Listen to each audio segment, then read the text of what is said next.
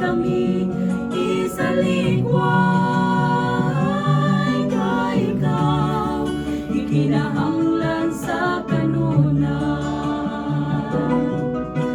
Sa kalipayong kagulanan, ikaw andam nga kami mong unungan. Bisan kanimo na malapason, kami imong gipasaylo sa gihapon. Pagkat tamis kayon palandungon, ikaw magbubuhat nga daraigon. Ayaw gayon kami isaligway, kay ikaw ikinahanglan sa kanunan.